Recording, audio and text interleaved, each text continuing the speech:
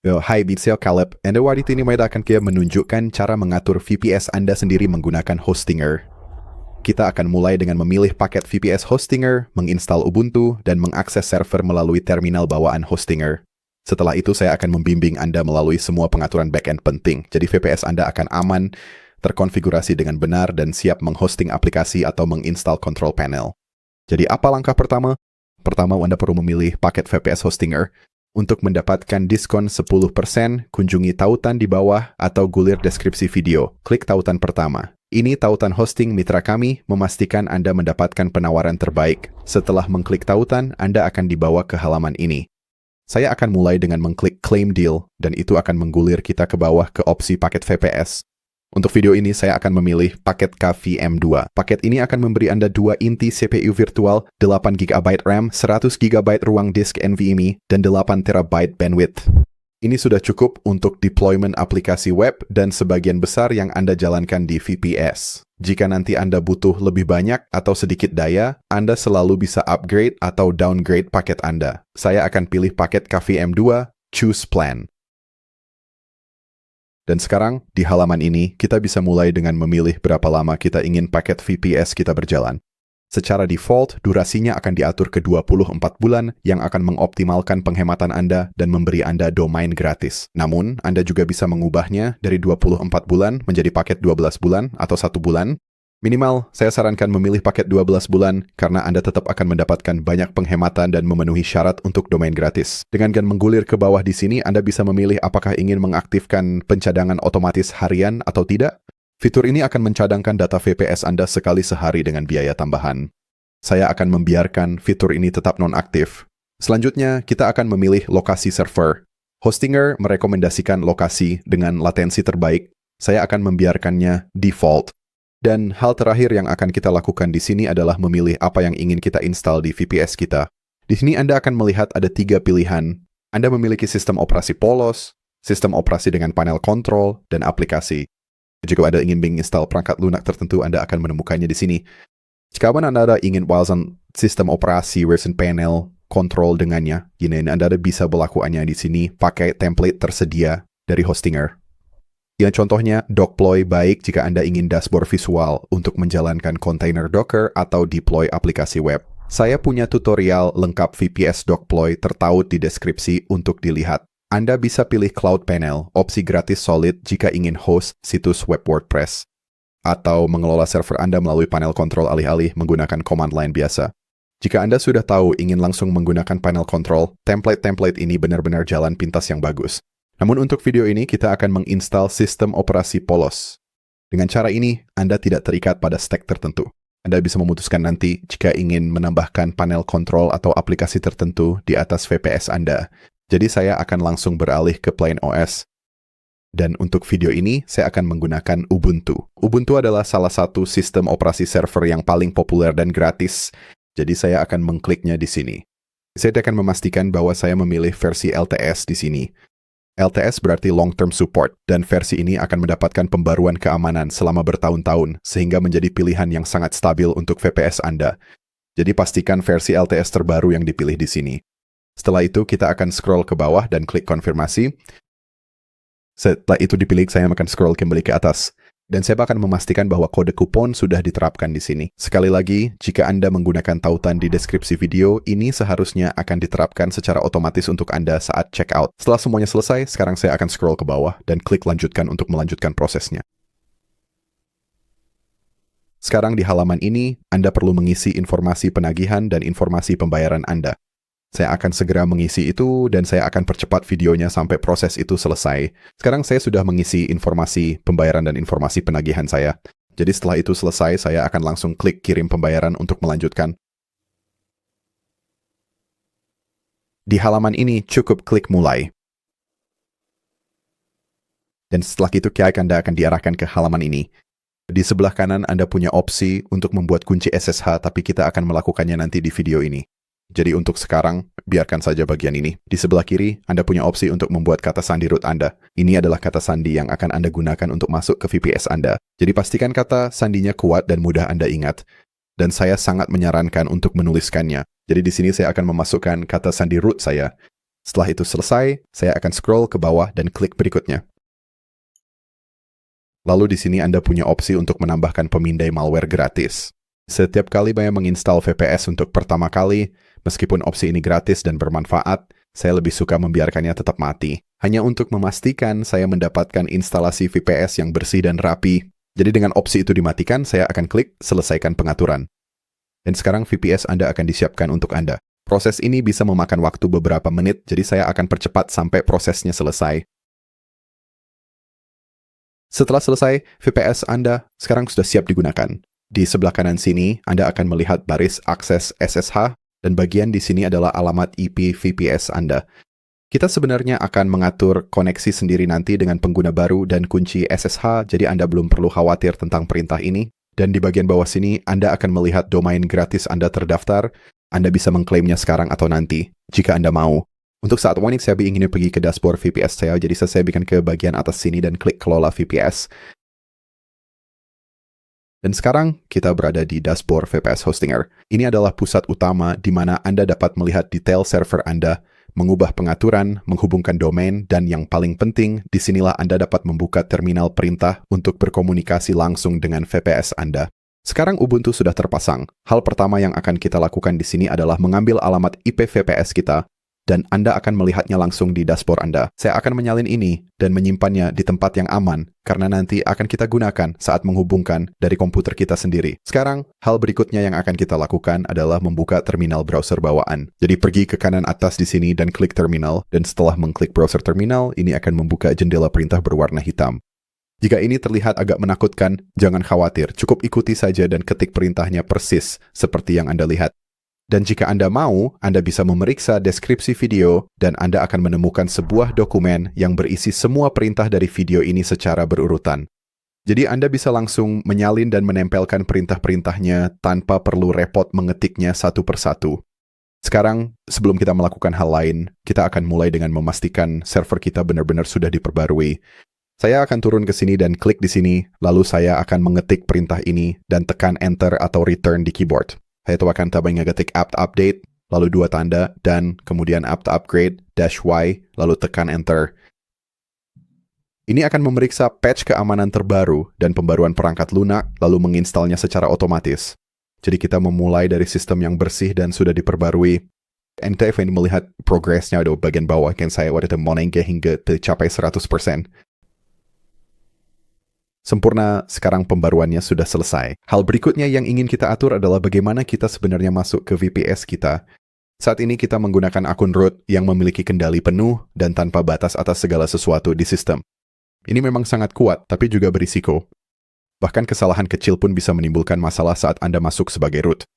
Jadi untuk menjaga keamanan dan mengikuti praktik terbaik, kita akan membuat akun pengguna terpisah dan menggunakannya sebagai gantinya. Ini akan memberi kita akun untuk aktivitas sehari-hari, namun tetap memungkinkan kita menjalankan perintah admin saat dibutuhkan. Jadi mari kita langsung atur sekarang. Saya akan mulai dengan membuat pengguna baru. Saya akan menamainya username untuk tutorial ini, tapi Anda bisa mengganti nama itu dengan nama apapun yang Anda inginkan. Jadi saya akan turun ke sini dan mengetik @user_username. Lalu tekan Enter pada keyboard. Sekarang, sistem akan meminta saya untuk memasukkan kata sandi. Perlu diingat bahwa setiap kali Anda mengetik kata sandi ini, tidak akan ada apapun yang muncul di layar. Ini adalah hal yang normal. Cukup ketikkan dengan hati-hati dan tekan Enter, lalu ketik ulang saat diminta. Jadi saya akan mengetikkan kata sandi saya di sini dan tekan Enter. Lalu saya akan mengetik ulang lagi dan tekan Enter lagi. Setelah itu, Anda akan melihat beberapa kolom opsional seperti memasukkan nama lengkap Anda. Kita tidak membutuhkan semua ini untuk VPS kita, jadi saya akan menekan Enter di semua kolom ini untuk membiarkannya kosong. Jadi saya akan menekan Enter untuk semua nilai yang tersisa di sini. Di sini, kita akan mengetik yay untuk mengonfirmasi bahwa semua informasi sudah benar, lalu tekan Enter lagi.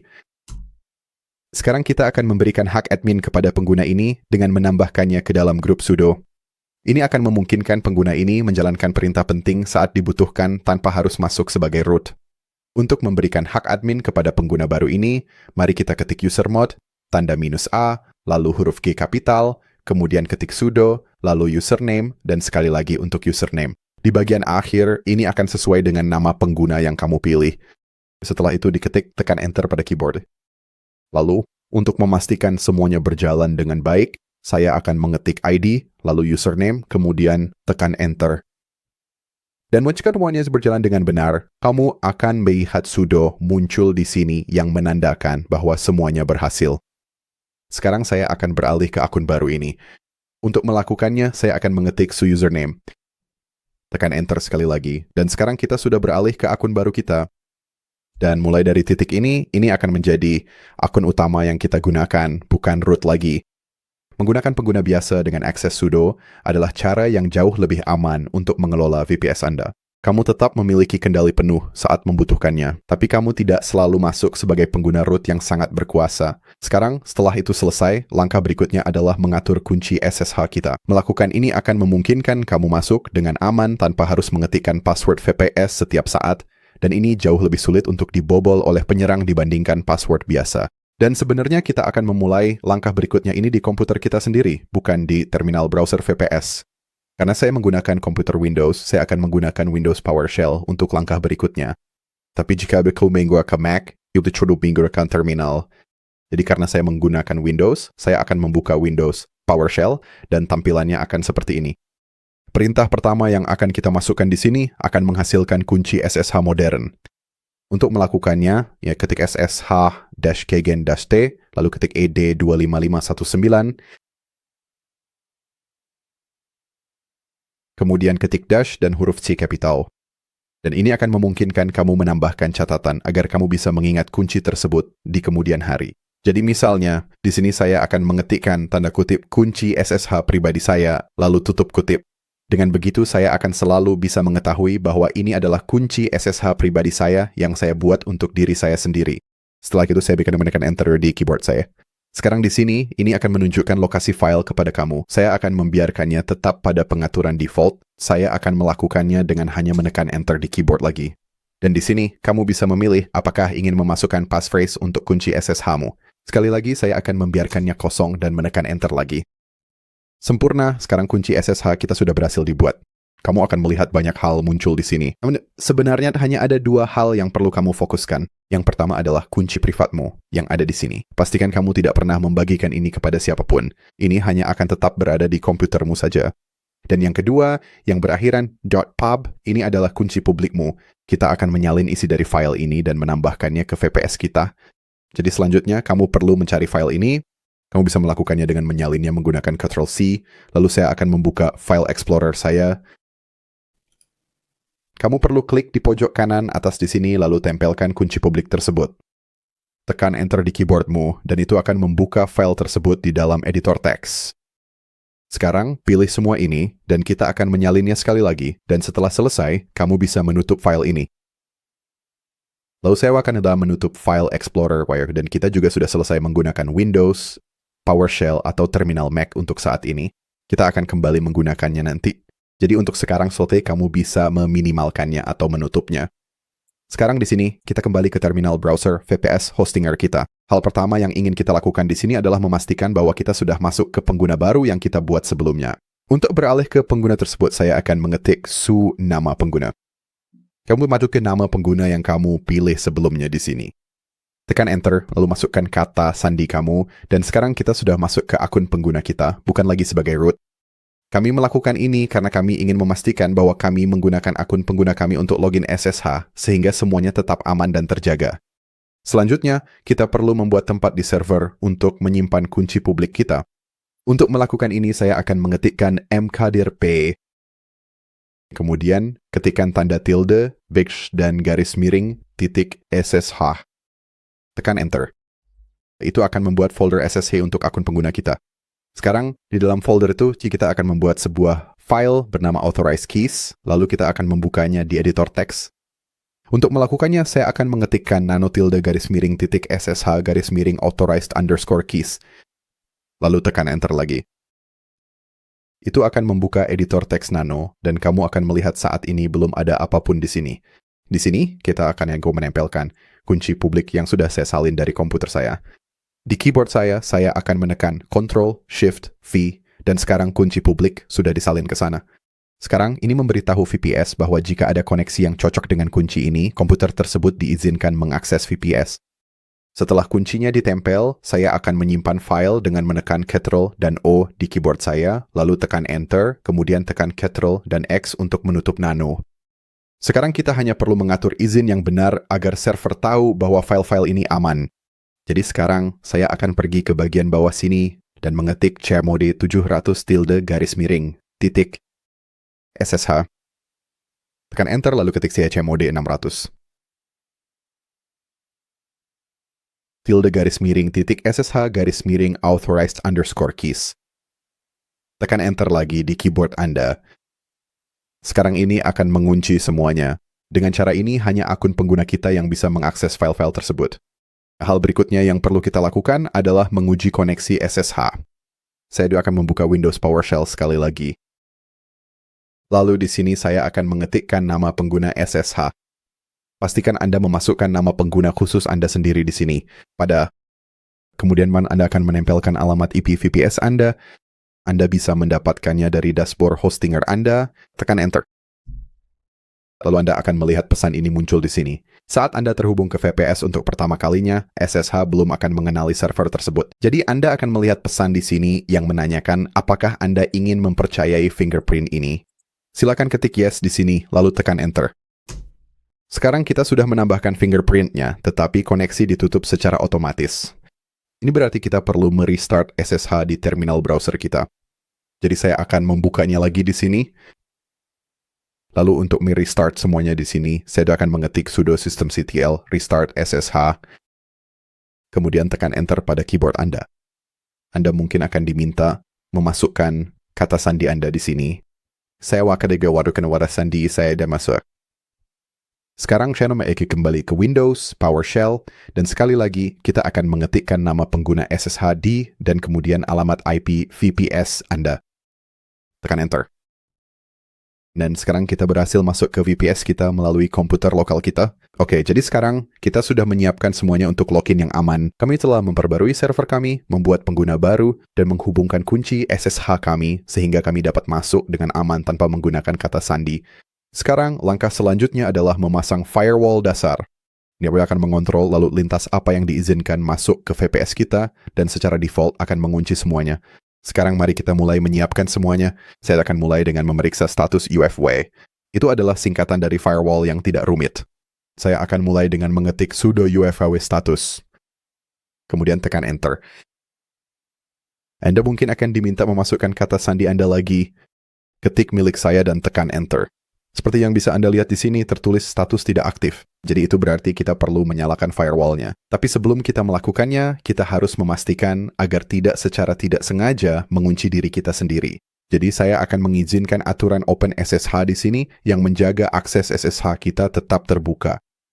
Jadi di sini saya akan mengetik sudo ufw allow OpenSSH. Tekan Enter. Dan aturan untuk itu telah diperbarui di sini.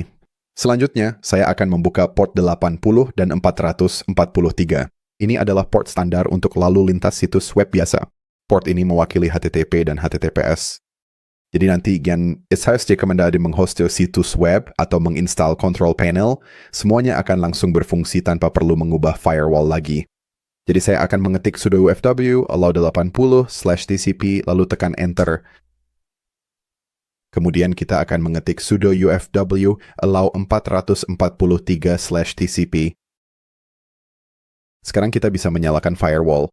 UFW akan mulai menerapkan aturan-aturan ini dan memblokir semua yang belum kita izinkan secara eksplisit. Mari kita ketik sudo ufw enable lalu tekan Enter. Di sini untuk melanjutkan Anda akan mengetik Y dan tekan Enter. Firewall sekarang sudah aktif dan menyala. Untuk periksa status firewall Anda selalu bisa mengetik sudo ufw status. Sekarang kita bisa memeriksa ulang semua aturan aktif di sini. Seperti yang bisa Anda lihat, SSH diizinkan dan Anda juga akan melihat port 80 dan 443 diizinkan.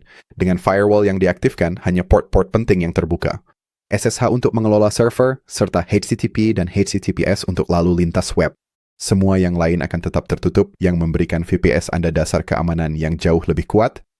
Sekarang, sebelum kita lanjut, saya akan mereboot server dengan cepat. Mari kita pastikan bahwa semua pembaruan, pengaturan, dan aturan firewall baru kita sudah sepenuhnya diterapkan dan sinkron. Untuk melakukannya, saya akan mengetik sudo reboot. Setelah saya tekan enter, server akan melakukan restart. Dan setelah VPS selesai reboot, Anda bisa masuk kembali dengan cara yang sama seperti sebelumnya menggunakan kunci SSH Anda.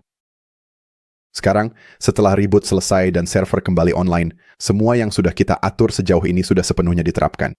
Pada titik ini, VPS kita sudah aman, stabil, dan siap digunakan. Selanjutnya, mari kita lihat sekilas dashboard VPS Hostinger dan membahas beberapa alat yang perlu Anda ketahui. Hal pertama di sini adalah dashboard VPS Hostinger. Disinilah Anda dapat mengelola segala hal yang berkaitan dengan server Anda. Dan di sini Anda kini akan melihat penggunaan sumber daya sistem Anda.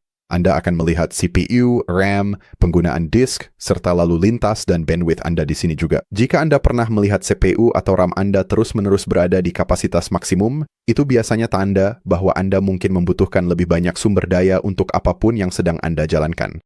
Selanjutnya, di sisi kiri, mari kita menuju ke bagian backup dan monitoring.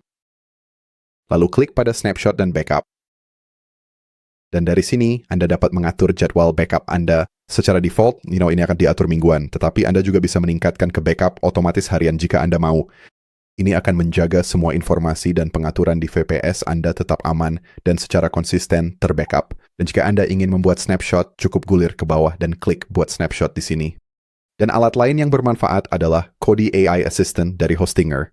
Anda akan menemukannya di kanan bawah. Jika saya klik pada tanya Kodi, maka asisten AI akan terbuka di sini. Jika Anda pernah menemui sesuatu yang Anda tidak yakin, seperti perintah, pesan error, atau pertanyaan konfigurasi, Anda bisa bertanya pada Kodi. Dan Kodi akan membimbing Anda melalui tugas-tugas VPS umum dan pemecahan masalah. Jadi setelah menonton video ini, jika Anda mengalami masalah apapun, ini adalah salah satu tempat pertama yang sebaiknya Anda cek. Dari sini, Anda juga bisa melihat opsi untuk menginstal control panel pada VPS Anda atau menginstal aplikasi tertentu seperti Docker atau N8N. Dan pastikan Anda tidak lupa menggunakan tautan pertama di deskripsi video untuk mendaftar di Hostinger. Saat Anda memilih paket VPS, menggunakan tautan kami akan memberi Anda tambahan diskon 10%. Dan jika Anda ingin belajar cara menggunakan Docker dan mulai melakukan deploy aplikasi web, pastikan Anda menonton video yang ditautkan di layar saat ini. Video tersebut akan membimbing Anda melalui proses deploy aplikasi web bertahap. Semoga video ini membantu. Sampai jumpa di video berikutnya.